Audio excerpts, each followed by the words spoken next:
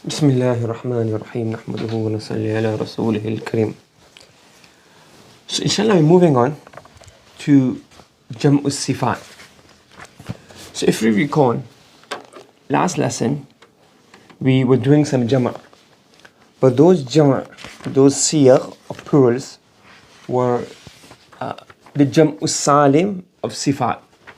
So we discussed the plurals of the Jamid. Then we started doing Jam'u Sifat. And then in Jam'u Sifat, he's discussing two types of Jama'. Jam'u Salim and Jam'u Mukassar.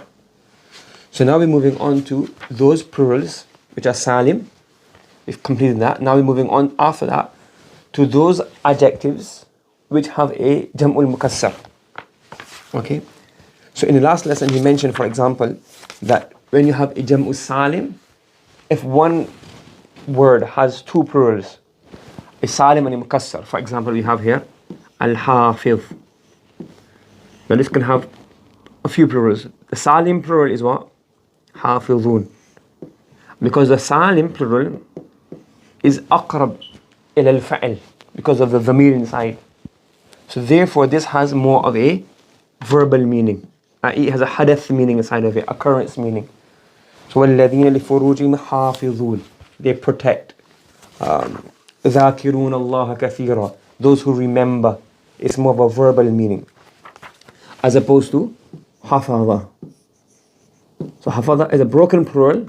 So now this becomes the ism. And this, the huduth meaning has gone out of it. Is more of now what? The protectors, the angels who protect, or the angels who write the book of deeds. Okay, so now he's going to be discussing that the sifat can have a mukassar form, and what are the meanings of these particular mukassar forms. Okay, yes.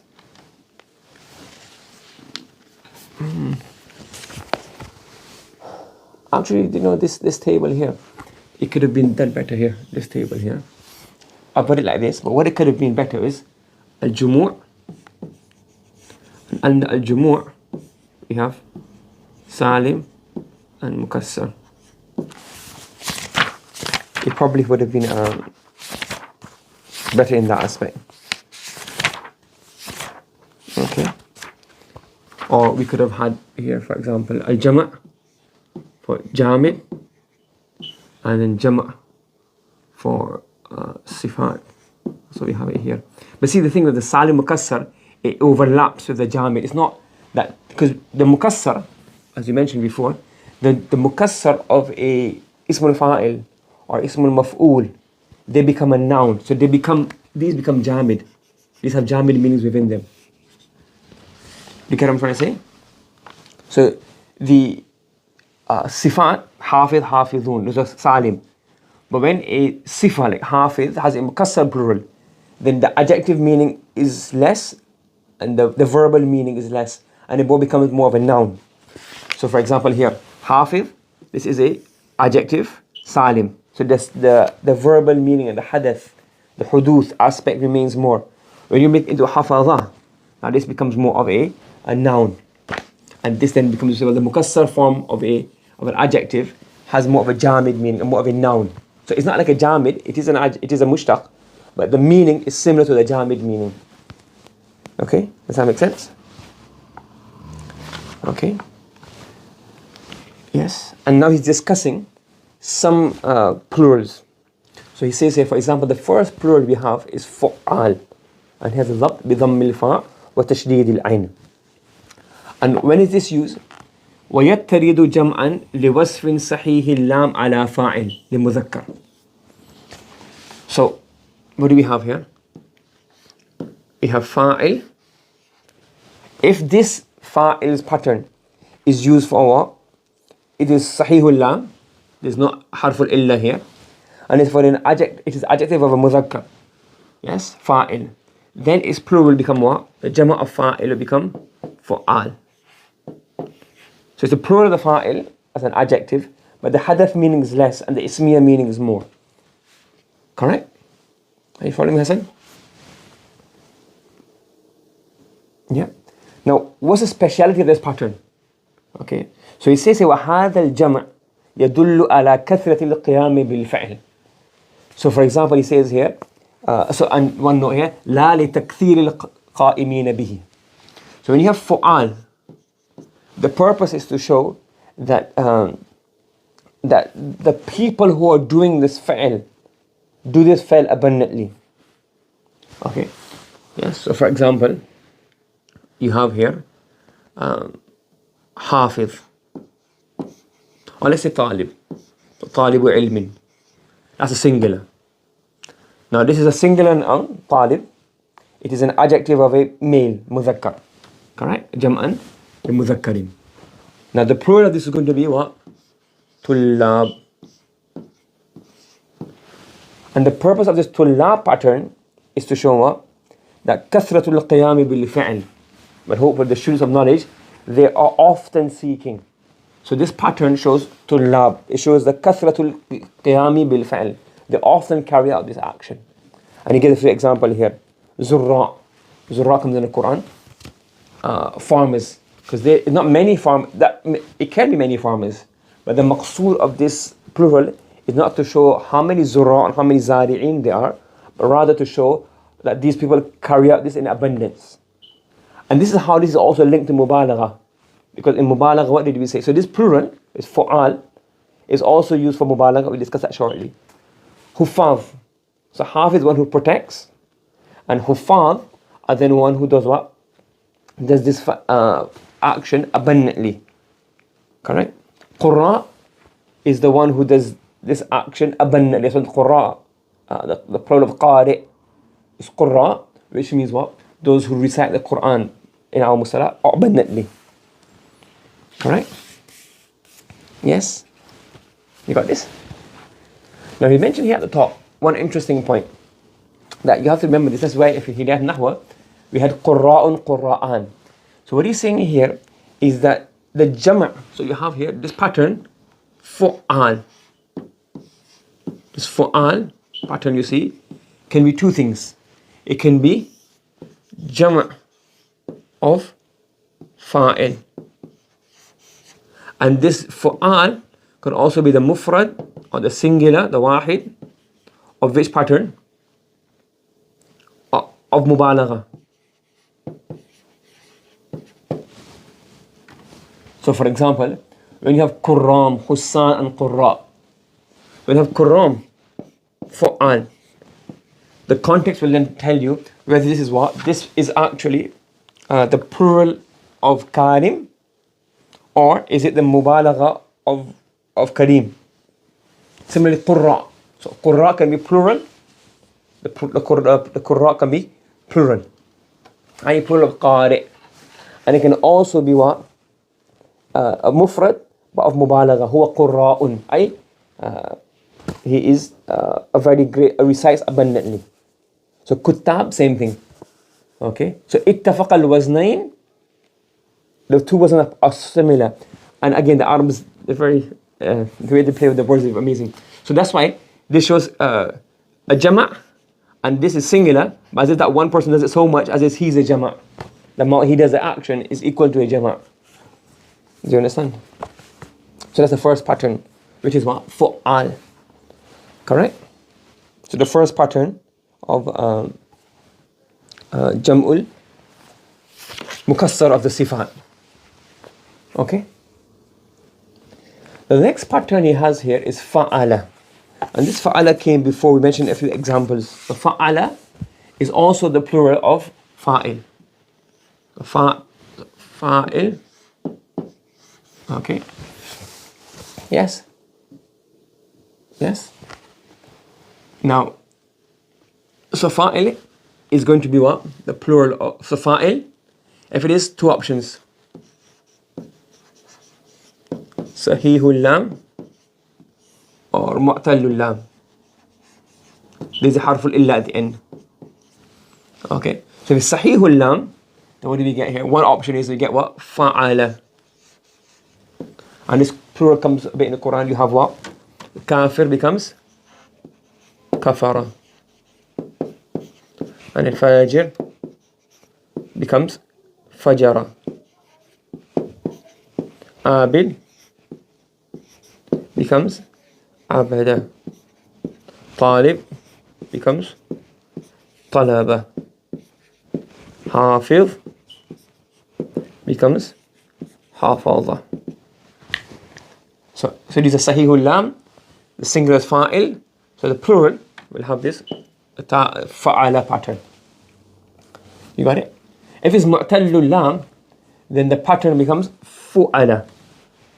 Pattern becomes fu'ala, which then goes through change and becomes fu'at basically. Because Lam, متحرك تحرك لام لتحركها وانفتاح ما قبلها يقلب ألفا. So fu'at. So for example, Ramin, Jabal, Rumat. So it's fu'ala. So Rumat. Qadin, Qudat. Da'in, the du'at. You got a few others, but I can't remember right now. It's a common pattern. Okay. Now again, this changes the meaning to it, ismiya. Now, he's mentioned here on the next page, but I'm not really processing this. I can't really. So let's say, for example, now the question arises: we have hafidun. So what are the two plurals of hafiz we have? What are the three plurals? Hafidun, hafaza, and huffaz. So he's saying here the difference between huffaz and hafaza.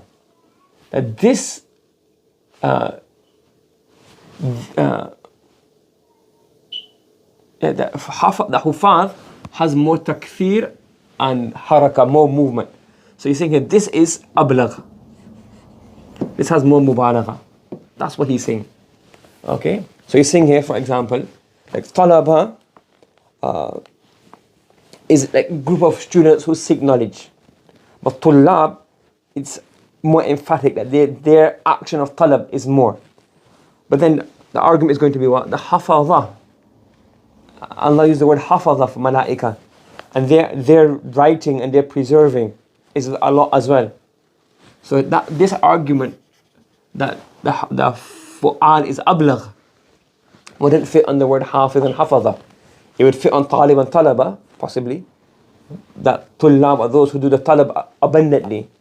Okay, fine. So talaba is more emphatic than tullab. No, sorry. Tullab is more emphatic than talaba. It shows the action being carried out more.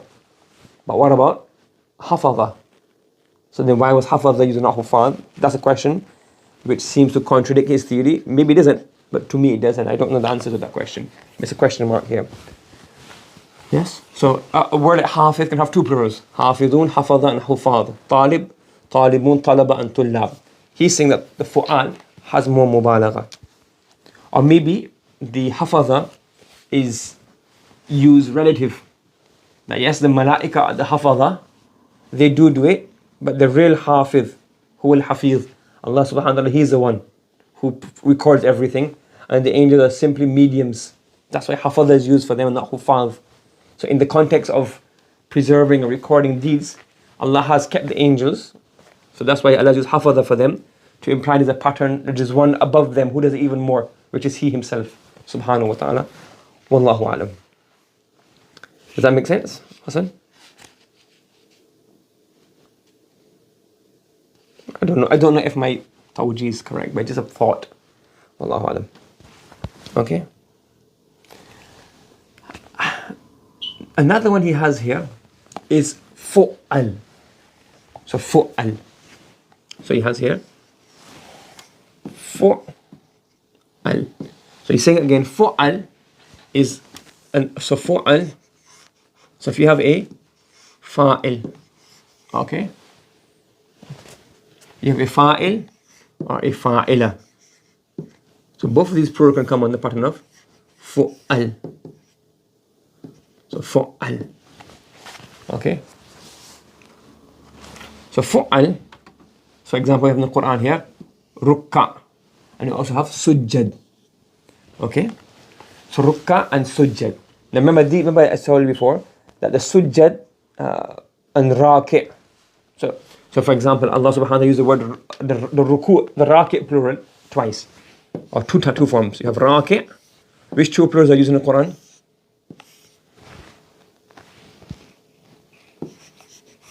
Yeah, so ma'ar raki, wasjudi ma'ar warka'i ma'ar raki'in. Then you have rukka, which is fu'al. So this will have a warka'i ma'ar raki'in, those who are performing the ruku'. So this has more of a hadath meaning inside of it. Those who are doing the action at that time.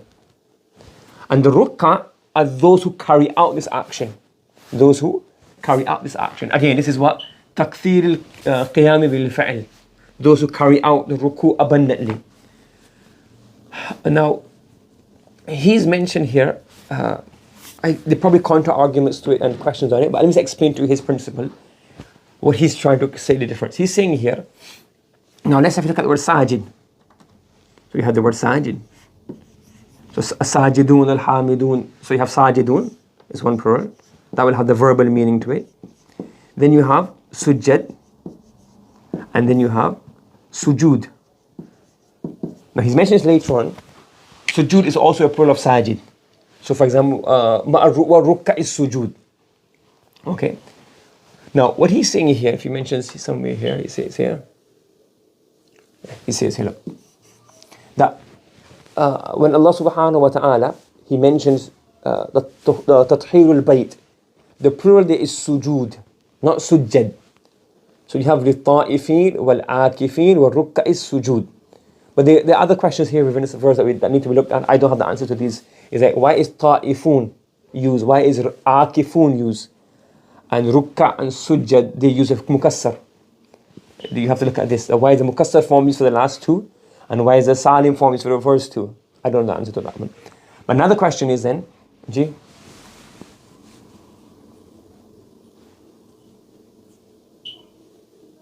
Possibly. And the rule is what? The mukassar is, yeah, well, okay, the one answer was given here is that rukka and sujud, they are jamul mukassar.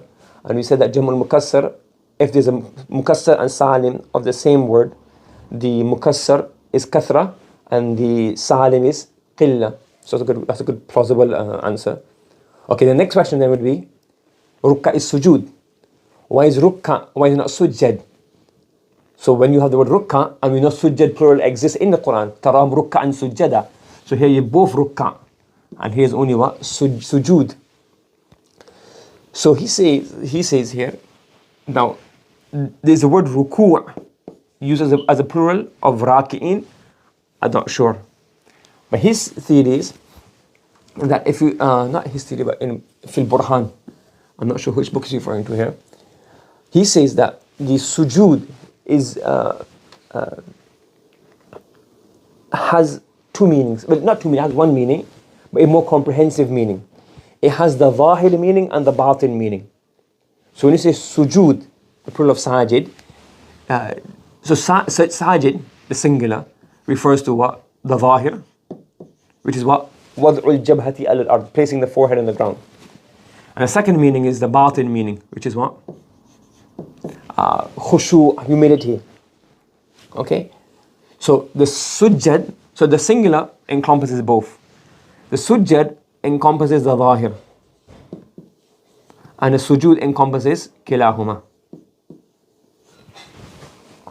So when Allah subhanahu wa ta'ala, when you use the word sujjad, you will see this is regarding the zahir. So he gives an example here. Tarahum rukka'an sujjada. So when you see somebody in sujud, you are not aware of the khushu of their heart. You're just aware of the physical appearance of the sujud. So that's why Allah uses the word tarahum rukka'an sujjada. Then in Surah Yusuf, it has وَخَرُّوا لَهُ سُجَّدًا. So it's talking about the apparent that they prostrated to him. أَلَمْ يَرَوْا إِلَى مَا خَلْقَ. So again, يَرَوْا. Is that the next page? I don't think I have a picture of the next page. Yeah, in Surah Nahl, Allah says, أَلَمْ يَرَوْا.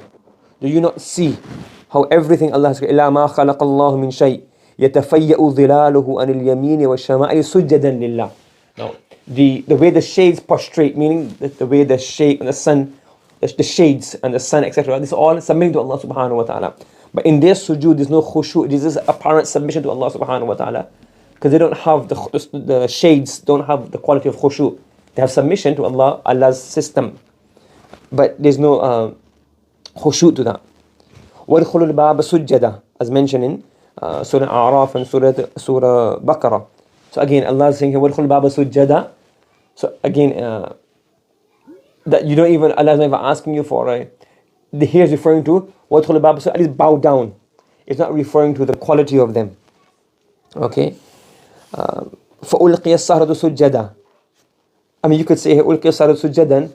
It's not only apparent, it's also the khushu, because when they brought iman, when Allah is referring to the Sahara of Fir'aun. So he's saying his sujjada is apparent, but you could also argue there that they were in a state of batini humility as well. They brought iman straight away. So, but generally speaking, he's towards the opinion that the sujjad shows a haraka dhahira. But I said this doesn't sit with me totally correctly. This seems, well, I'm not saying it's wrong, but I'm saying that there's a lot of counter arguments. For example, the sujjad of the sujood of Sahara. Allah you sujjad there, and there's also khushu involved. Similarly, Allah says here, وَالَّذِينَ يَبِيتُ رَبِّهِمْ سُجَّدًا وَقِيَامًا. The sujjad, the ibadur rahman, when you do sujood, there's also khushu there as well. So you can't just say that sujjad is only for zahira. So, and then he says the sujood is to do with zahir and batin. So when Allah subhanahu wa ta'ala refers to Sayyidina Ibrahim's command to clean the house, Allah uses the word sujood there. So this is what he said, but I still think they have counter arguments, and it doesn't seem to fit everywhere. Wallahu a'lam. So this is his argument that ruk'a shows haraka zahira and sujood shows batina. But it doesn't seem to add up with all of the verses. There has to be another reason, more clear explanation to the choice of words here. Don't know if you're aware of any, but I can't think of any. Or even I don't agree with the one he's mentioned. Jay, carry on.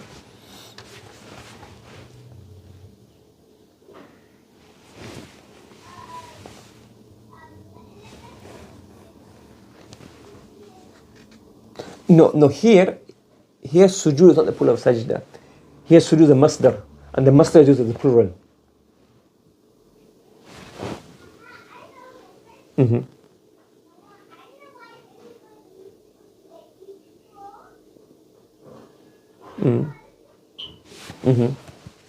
Could it to do with the number of people doing sujood?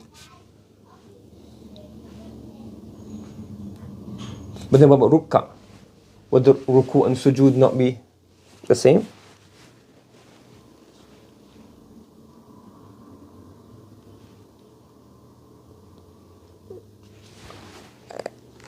I don't know, you can have a look. If ruku is a plural, he does mention later on that you can sometimes, they have used a masdar for verbs, for plurals. Where is that coming up here? But I don't know if the word ruku is used as such. So it's in theory, for example, sujood. Similarly, qu'ud. So qu'ud is also used as a plural for qa'id. So I'm not sure if the word ruku' is used in Arabic literature as a plural for a musta'mal or a commonly used plural. So I don't know. If it is used, so if it's not used, if there is no ruku' as a plural, then we can say, well, here both means abundance. And if there is a ruku' plural and it has not been used, then the question still remains that which don't answer to that, why is it ruku'? But it's possible that ruku' is also available and sujood has been used and not ruku'. So then I wouldn't know.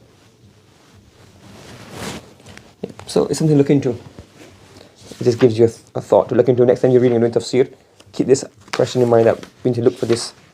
You may come across it sometime. You don't always find the answers for everything you're looking at immediately. Sometime maybe later on in some other read you may not find the exact answer, but you find a tip or a clue or something to find this. But this is what he's mentioned, and there are a few other questions regarding this which we don't at the moment don't understand, or that I'm not currently aware of. Okay. Right. Should we go on? The next plural he's mentioned is fawa'il.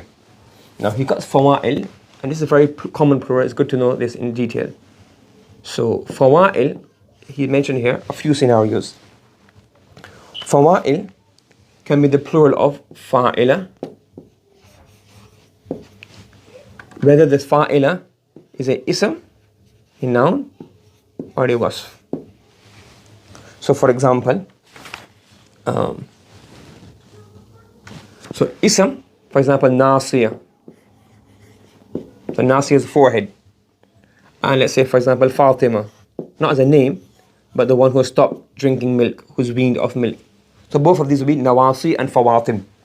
So Fa'ila, whether it's an ism or whether it's a wasf, both of these come to the pattern of Fawa'il. Correct? It also becomes the plural of Fa'al. So for example, you have Taba. So you have Taba. Okay? The plural becomes Tawabi. Okay? If you have Fa'ila. Fa'ila. So for example, you have here Qasi'a becomes Qawasi'. So Qasi'a. Okay? Right? If you have Fa'il, so Mudhakkar, but what is this as an ism? Not an adjective of a male. Not as an ism. La wasfan. Because this is مخصوص bil mu'annath or غير uqala, because the Arabs put the غير uqala in the mu'annath ruling sometimes. So for example, okay, so ism, and the ism can either be a name or non-name. So for example, if you have somebody's name is Jabir, it's an adjective and it's plural be Jawabir. Or you got a normal noun, Kahil. Kahil is a shoulder. So then Kawahil, shoulders. Okay? Yes? Okay? So Fa'il as an ism. Fa'il as an ism, or male or female, not an adjective. Okay? Name or it's a normal noun, regular noun. Or if Fa'il is a wasf, for what? Mu'annath only. If it's a wasf for mu'annath, for example, you have qa'id. We said qa'id can mean what? A lady who has gone through menopause. So qa'id, the plural will be qawa'id. So now, qawa'id. Or another example here, ha'id and hawa'id. Okay? Or if it's a wasf for a mu'annath or a wasf for a غير عاقل, it was for a non-rational being. For example, Sahil. So it was Sa'd. So Sahil is the animal that neighs like a horse. It becomes Sawahil. Or Faw'ala. Okay? Or Faw'ala. So Fa'il or plural is a plural of Faw'ala. So for example, you have Sawma'a. That comes in the Quran. Sawma, Sawami'. So Sawami'. So Sawma'a becomes Sawami'. So Fawa'il. So Fawa'il is a plural of either a Fa'ila as an ism or a wasf. So for example here, you can get the word Qawa'id. Qawa'id, the translation will differ depending on what you're referring to. So for example, Qawa'id is used one place in the Quran. وَإِذْ يَرْفَعُ إِبْرَاهِيمُ الْقَوَائِدَ مِنَ الْبَيْتِ. If you got the wrong plural, you get the wrong meaning. So this qawa'id is a plural of qa'ida. And qa'ida means basics, foundations. So this is foundations. And then by extension, rules are called qa'idatun qawa'id, because they're the foundations of that science. And then qawa'id, وَالْقَوَائِدُ مِنَ النِّسَاءِ, وَالْقَوَائِد referring to the elderly ladies, that's a plural of qa'id, not qa'ida. So asl al-qawa'id is to do with the qa'ida. So the qawa'id can come here, and it can also come here. So it depends what the singular is. And the context will allow you to determine what this is a plural of. Is that clear? Yes? So you can have it, fawa'il can be the plural of fa'ila, whether it's a noun or an adjective, or fa'al, fa'ila, or fa'il. So masculine form. So usually fa'ila, it can be fa'il as well, provided it is an ism, a name, or it's a noun, or an adjective for ladies or غير عاقل, or it's a plural of faw'ala. So it's a very common plural for these. Okay? Understood? Yes? Okay. Okay. The next plural he mentions here is fu'lan. It is what? Fu'lan. Now this is for the plural of nouns, not adjective. This plural is used for nouns only, not adjectives. Okay, and again here, he says here, the ismiya is ghalib, is more prevalent in this. And he's given a few examples. What he has mentioned later on though, is that the Quran has used a fu'lan plural to represent a jam'ul qilla relative. So he says that if you look in the Quranic usage of fu'lan, is jam'ul qilla. It's not a pattern of jam'ul qilla, but it has been used in the qilla form. For example, he's given two examples. One example is a'ma. So one plural of a'ma is umyun. And this has also been used, another plural is what? Umyanan. Umyan. Correct? And a jam'ul qilla, but relative, not absolute, like it's 3 to 10 only, but relative to what is being referred to. So he says here, وَالَّذِينَ إِذَا ذُكِّرُوا بِآيَاتِ رَبِّهِمْ لَمْ يَخِرُّوا عَلَيْهَا سُمًّا وَأُمْيَانًا. So Allah subhanahu wa ta'ala used the word umyan once, and that's referring to the believers, the Ibadur Rahman. When the verse are read unto them, what do? They're not deaf and blind to it. So here is Ibadur Rahman al-Qalil. So the umyan is used in a qilla form for the believers. And the umyun, plural of umyun, which is fu'lun, other secondary plural, is used what? In where you're mentioning many people have this quality. For example, summun bukmun umyum la yarji'un wa nahshurum yawm al-qiyamati ala wujuhim umyan wa bukman wa summa wa ma anta bihadhi umya. That's different. أفأنت تسمع السم أو تهدي العمي ومنهم من ينظر إليك أفأنت تهدي العمي. So it's more used in the meaning of where there are many people of this quality, and the umyan is used in a qilla, which is Ibadur Rahman wa qalilun min ibadiy ash-shakur. So where the less people, the umyan has been a jamul qilla, not absolute but relative. Another example is mentioned is dhukur. So he says that you have dhakar is a male, and there's two plurals, dhukran and dhukur.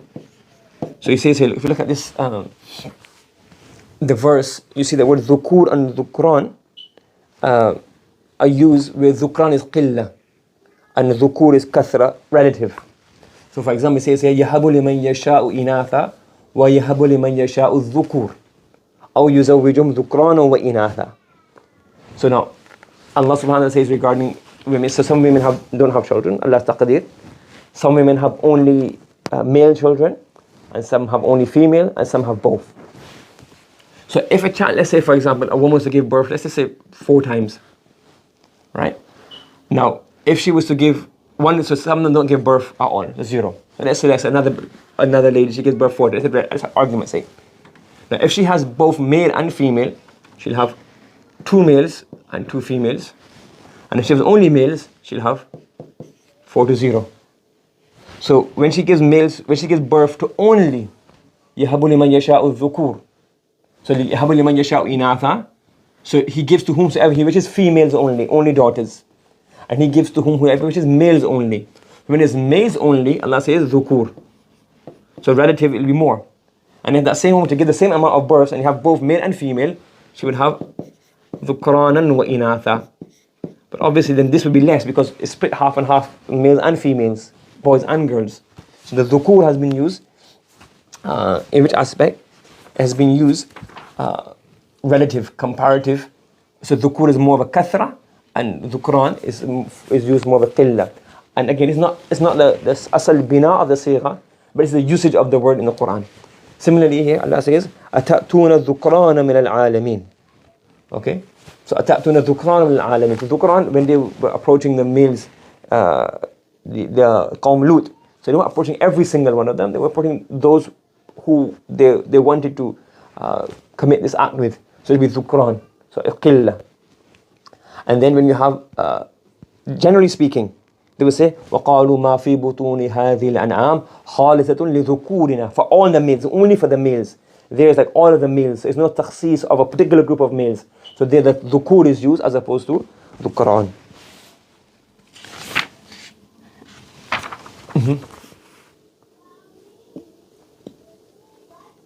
I would assume that the untha, inath is the only plural. That's why there's no difference between them. If there's another plural, that plural has not been used for kathra and qilla. It's just the only plural of inath, of untha. Okay. You can check in one of those, maybe Lisan al-Arab or something, we may have more details regarding that. Okay, and the last thing, another one he's mentioned here, he's mentioned that sometimes you can have a jama on the pattern of masdar. So if you look at it, we discussed this before as well, that the masdar is like the essence of the actual verb. So daraba yadribu darban. So darb is the root of the fa'al madi, fa'al mudari, the amr, the verb, the action. So we've used it as an ism before, that we can use the masdar in place of the mufrad of a normal noun to create emphasis. So for example, you could say Zaydun adlun, a simple example. So you can use the adl as a masdar to represent the adjective to show mubalagha. So he's saying here, sometimes we find certain verbs, certain nouns, their plural has the same pattern. So the mushtaq nouns have the same plural as a masdar. So this kind of creates, like for example, if you go back here, he says here, hudur. So hadir, hadara yahduru huduran. But hadir, jam'u hudur. Qama yaqu, sajada yasudu sujudan, sajid, plural sujud. Qa'ada yaqudu qu'udan, qa'id, plural qu'ud. Qama yaqumu qiyaman, plural qiyam. Sama yasumu siyaman, and siyam is also the plural of sa'im. So what he's saying here, that what this does, it implies the haqiqi meaning. So like if you have like two meanings. So we mentioned before in this verse, the qa'idin, so you have qu'ud, qiyama wa qu'udan. So the qu'ud is actually the standing meaning. They mention Allah standing and sitting. So qiyama is a plural of qa'im. Yadhkurullah qiyama wa qu'udan. Now qiyam and qu'udan is a masdar. So one tafsir is, or one lugha interpretation of this is that the qiyam and qu'ud is a plural of qa'im and qa'id. And the qiyam and qu'ud actually shows what? Literally standing and sitting. As opposed to the qa'idin, which has, along with the verbal meaning, it shows not the actual sitting, but it means here staying back from the army, not participating. So qu'ud, so he says that when you have this plural, this plural will then imply that literally this plural is usually used only for the literal and exact original meaning of the word, not the metaphorical meaning or any extended meanings. Okay. Bismillahir Rahmanir Rahim. Nahmaduhu wa nasalli ala rasulihil Kareem. So moving on with our broken plurals. The next plural he is mentioned here is fa'ala and fa'ala. So he's got an important point regarding one verse of the Quran, but before that, let's understand the rule. So the rule is that fa'la and fa'ala is the plural of, number one, is a plural of fa'il. So you have fa'la, fa'ala. If you have fa'il in the meaning of maf'ul, for example, jarih. So jarih means one who's been wounded, majruh. And we already explained the difference between jarih and majruh. But the plural of this fa'il will be jarha. Okay. Similarly, if you have fa'il of fa'il, for example, fa'il in a fa'il meaning, i.e. the not passive tense but the active sense. For example, marid. So marid becomes marada. If you got a fa'il, for example, zamin, one who's handicapped or slightly disabled, then it becomes zamna, fa'ala. You have fa'il, you can have halka, like halik becomes halka. Not the Urdu halka, but the Arabic halka, meaning to be destroyed. Fa'al, mayyit, becomes mauta. Even from the plural, so fa'al, you have here fa'al, and af'al. And the last one is fa'lan. So we look at all of these, they have the pattern of a plural of either fa'la or fa'ala. So jarih, so the example over here, we have jarih. Jarih is a plural of, is a fa'il, so jarih becomes jarha. You have marid, becomes marda. You have fa'il like zamin. Fa'il like halik. Fa'al like mayyit. So mayyit fa'al. Obviously do idgham of the two of the yas together, but it becomes fa'al. Af'al like ahmaq. And fa'lan like sakran. But the point is mentioned here, دل على آفة من هلاك أو نقص. That all of these have the meaning of an afa, meaning a problem, an issue, a calamity, something unwanted. So all of these have, sakran obviously he drank to on his own thing, but it becomes an afa at the end of the day, it's a problem. So all of these are, what would you say here, masa'ib. Now based on this, so that's a simple rule. Now based on this, if you look in the Quran, the word yatim, the plural used in the Quran is yatama. Does anybody know the other plural of yatim? It comes in a hadith quite often. Aitam. Aitam. So for example, you would say, for example, these are fulan children in the hadith, Aitamun fi hijrihi. So now the question arises that why this choice of plural when you can have yatim, aitam and yatama. Now if you look in the Quran, throughout the word yatama, I think comes 12 times in the Quran.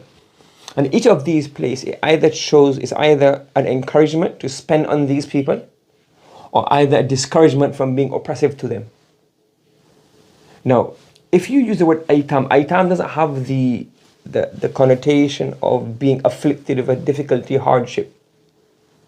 When you use the word yatama, so for example, in this verse, for example, الَّذِينَ يَأْكُلُونَ أَمْوَالَ الْأَيْتَامِ أَمْوَالَ الْيَتَامَى.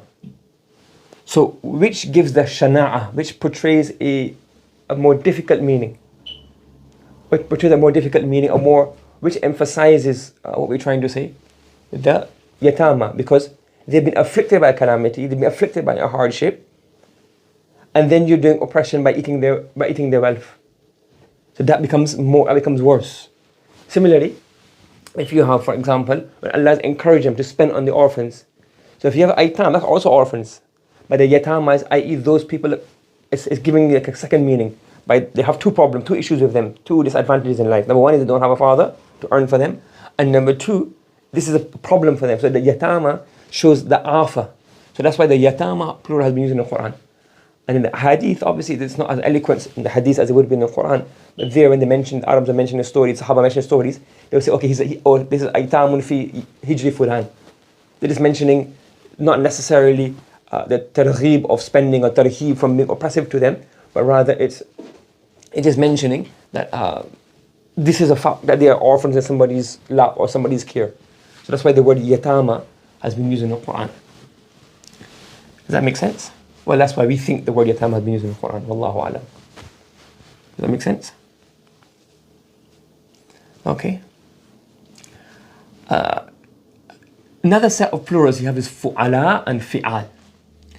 So, fu'ala and fi'al. What do these come for? Number one, وَيَتَّلِدُ فُعَلاء جَمْعًا لِلفَّعِيلِ وَصْفَ ذَكَرٍ عَاقِلٍ بِمَعْنَى فَاعِل أو مُفَاعِل. So for example, if you have a صفة مشبهة باسم الفاعل, like Kareem, it's a wasf, it's an adjective. So then the plural of that becomes kurama. Okay? Or if it has if it's on the pattern of ما دل على سجية مدح أو ذم من فعال. If you have a fu'al pattern, but the fu'al shows you what? The fa'il of fu'al is either a dham or an adjective again. So for example, shuja, to be brave. So the plural is shuja'a. So it's a wasf, a description. And then salih, sulaha. So salih should be salihuna. But here, when it refers to a person, more as not as opposed to adjective, but more of a person, and ismiya. The ismiya means ghalib in here. It becomes sulaha. Similarly, if you have fa'il, which is mudha'af or manqus, fa'il, which is mudha'af or manqus. So this is not, it's a sahih fa'il. This is a mudha'af, like shadid. So shadid becomes af'ila. So kurama is fu'ala, and shadid becomes ashidda, af'ila. Yeah. So this is af'ila. So you're saying here that if you have a fa'il, but it's not sahih. If it's sahih, it becomes fu'ala. If it's mudha'af or manqus, it becomes af'ila. So for example, shadid is like Kareem, but Kareem becomes kurama. But because shadid is mudha'af, you don't say shudada, you say ashidda. Taqiyun is manqus. So you say atqiya, you don't say tuqaya. Okay? Yes? You got it so far? So there's two rules mentioning. And the third, we say sometimes fa'il comes on the pattern of fi'al. The plural of fa'il comes on fi'al. Like Kareem becomes kiram, tawil becomes tiwal, dharif becomes dhiraf. So these three rules. So the fu'ala and fi'al usually comes for the plural of fa'il, fu'al or fa'il. And if the fa'il is naqis or mudha'af, it becomes fu'ala, af'ila, or you can have fi'al. Now what he's saying here, now for example, if you have different plurals, so for example, like we say here, you can have fa'il. So if you're saying here fa'il can become fu'ala, and fa'il can also become fi'al. What's the difference? So he's saying, so you have, for example, we have, if you look, for example, we have thaqil. So we have thaqil, you can have thuqala, you can also have thiqal. Thuqala and thiqal, and you can have both. What's the fa'idah of them? We have kabir, you can have kubara and kibar. So when we have this, what's the difference? So he says that it appears to be, and if you look at it, you analyze it, it appears that the fi'al is used to do more with physical matters, and fu'ala is used to do more with ma'nawi umur, abstract concepts in terms of non-physical. So for example, he says here, look, when Allah subhanahu wa ta'ala is describing the clouds, he says here, as-sahaba thiqal, aqallat sahaban thiqala, heavy, so actually physically full of water.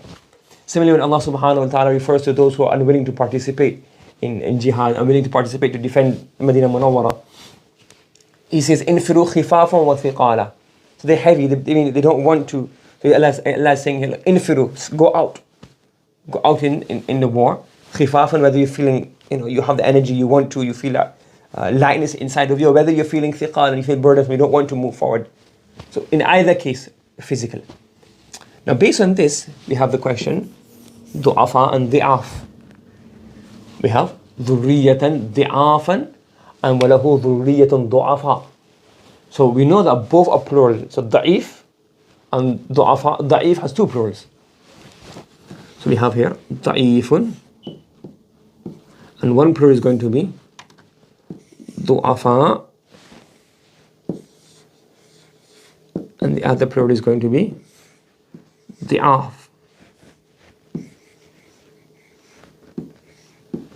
So now we have two plurals. Why has each plural been used in each particular context? There must be a fa'idah, there must be a benefit for this. So dhurriyatan di'af. So if you look at, let's read the whole ayah. وَلْيَخْشَ الَّذِينَ لَوْ تَرَكُوا مِنْ خَلْفِهِمْ ذُرِّيَّةً ضِعَافًا خَافُوا عَلَيْهِمْ. So let's sing, let the one be worried. Had he himself تَرَكُوا مِنْ خَلْفِهِمْ, if they have left, the minute die and they leave behind, ذُرِّيَّةً ضِعَافًا. So he's saying di'af, it means have physical. So they have physical weakness. So what does that mean probably? He's past the father or the person who's a qayyim, who's a wali, the guardian. He's worried that if I were to pass away, what would happen? I would have di'af dhurriya. I mean, who's going to look? There's nothing, they have nothing left. They're weak. They have nothing. And the second one it says, أيود أحدكم أن تكون له جنة من نخيل وأعناب تجري من تحتها الأنهار له فيها من كل الثمرات. And one of you وأصاب الكبر. You have everything. You got all your investments, you got all your gardens, you got your harvest, your crops, everything is there for you. وأصاب الكبر. Then what happens to him? وأصاب الكبر, he's old. وله ذرية ضعفاء. Now these children are weak. They've actually got what? They've actually, if the Qayyim's got جنة من نخيل وأعناب تجري من تحتها الأنهار فيها من كل الثمرات. They're not poor. But what's he worried about? وله ذرية ضعفاء فأصاب إعصار فيه نار فاحترقت. So at this point, the du'afa, they don't have the weakness in terms of, they don't have finances. They have a ma'nawi weakness. What's the ma'nawi weakness? They're not able to look after it. So he's old himself. He's set everything in place. The children are well set in terms of the produce is there. But the weakness is what? They themselves are not capable of looking after this. فَأَصَابَهَا إِعْصَارٌ فِي نَارٌ فَاحْتَرَقَتْ. Then once they have a ma'nawi dha'f, they call it du'afa, not di'af. They have a ma'nawi dha'f, meaning they're unable to look after, to look after the harvest and the crops and the gardens and the investments, etc. فَأَصَابَ إِعْصَارٌ فِي نَارٌ فَاحْتَرَقَتْ. Then they are afflicted. So in here they are di'af because they don't have anything. In the top ayah, they're di'af. They're physical. They don't have, the person has passed away, and they don't have, the people behind of him, they don't have anything. And here, when Asab, he's old, but they are, how are they weak? Their weakness is different to this weakness. Because this person, when he has Kiba, afflicts him. He has all of the produce. He has Jannat, Jannat min a'nab min tajri min tahta an-nahar min kulli thamarat. He has everything. But his the dha'f in here is different to the dha'f in here. Because he's already passed away and he's got nothing. And here it is, he's alive and he has crops and everything, but the worry is they're not able to look after, and then it destroys. And now who's going to rebuild on the harvest and the crops? So that's why he says here that the di'af differs. The di'af in the top differs with the du'afa in the bottom. And the siyaq tells you the difference between the two of them. Understood? Are you following?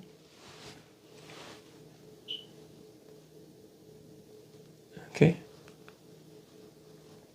And he gives a few more examples regarding this. He says, for example, if you look here, Allah says, أَشِدَّاءُ عَلَى الْكُفَّارِ رُحَمَاءُ بَيْنَهُم. When Allah subhanahu wa ta'ala is talking about raham. Raham is a what? A ma'nawi thing, emotion. So Allah uses rahim, ruhama. Rahim and ruhama. Correct? And so obviously shadid becomes ashidda, af'ila.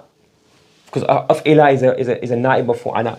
But when it comes to physical, وَبَيْنَيْنَا فَوْقَكُمْ سَبْعًا شِدَادًا, Allah has made 7 firm heavens above you. So here is talking about physical strength. So it says سَبْعًا شِدَادًا. So now here is fi'al pattern. Correct? عَلَيْهَا مَلَائِكَةٌ غِلَاظٌ شِدَاد. So the fi'al is used because it's physical strength of the malaika. Not referring to hard-heartedness, but rather the physical strength. Okay? So far, so good? Any questions? Then here at the end, he's mentioned one final pattern. He says here, fa'a'il. So fa'a'il is used for any, as a plural, for any 4-letter word. For any 4-letter word, which has 4 letters, it means 4 root letters, it means 4 letters, whether if the, and at the end is a mud, whether it has a ta or not. For example, sahaba. Okay, so sahaba is 1, 2, 3, 4, 1, 2, 3, 4, and this has a ta marbuta at the end. So the plural of this would be what? Sahaib. That's an example. You have hamulatan, hama'il, sahifatun, sahaif. Shimal is the same pattern, but it doesn't have a ta marbuta. Shimal. And then the plural is what? Shama'il. Okay. And Shama is also the plural of Shamila. Shamilatun. Because it's now 4 with the ta marbuta. You have Shimal, Shama'il, Ajuz, Ajaiz. Okay. Correct. And it can also be Jam'a for Fa'ila. Okay. Jam'u fa'ila, wasfan wasfan. So if you have an adjective like صغير, so if you have صغير, صغيرة, فعيلة, or كبيرة, then the plural becomes what? صغائر and كبائر. Now the difference that you say, well, you have صغير becomes صغار and صغائر. And kabir becomes what? Kibar. So what's the difference between kibar and kabair? Saghiratun, sigarun, and saghair. He says here that the fi'al has more of an adjective meaning, and fa'ail has more of a noun meaning. That's why, for example, he's got an example here. If you want to say big adjective, you say banatun kibar, banatun sigar. But when it comes to a noun meaning, what's a kabair? Kabair refers to major sins. Kabiratun kabair. So for example, bintun, kabiratun. So now here has two possibilities. The noun meaning, here's the adjective, we're just going to use both ways. Or you say fa'alat kabiratan. She committed or irtakabat. She committed a major sin. Irtakabat kabiratan. She committed a major sin. But when you have now adjective, so banatun, it has to be kibar, not kabair. And they say irtakabat, she committed kabaira. So now kibar has an adjective meaning, and kabair is more to do with the noun meaning. That's what he explains here.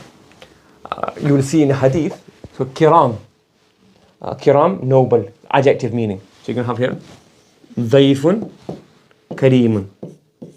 You're going to have duyufun, Kiran, plural. But Kareem can also mean wealth, the person's good wealth. So the Prophet ﷺ says in a hadith, when you're taking zakat, stay away from the kara'imu amwalihim. So kara'im now is the noun meaning. So when they have their good wealth, their honored wealth, their wealth that they look after and protect. So the kara'imu amwalihim, just look after, don't stay away from that, don't go to that, leave that for them and take the other average wealth. So don't take their prized possessions in zakat. Leave that for them, and other stuff you can take. So kara'im has the noun meaning. Similarly here, shidad is an adjective, severe, harsh. And shada'id is a plural of shadida, which means musiba. Okay? Any questions regarding the plurals? Yeah, so we finish off. It's quite a long discussion. I haven't really finished it off. Any questions before we finish off? Okay, subhanallah bihamdi subhanakallahumma wa bihamdika wa nashhadu an la ilaha illa anta nastaghfiruka wa natubu ilayk.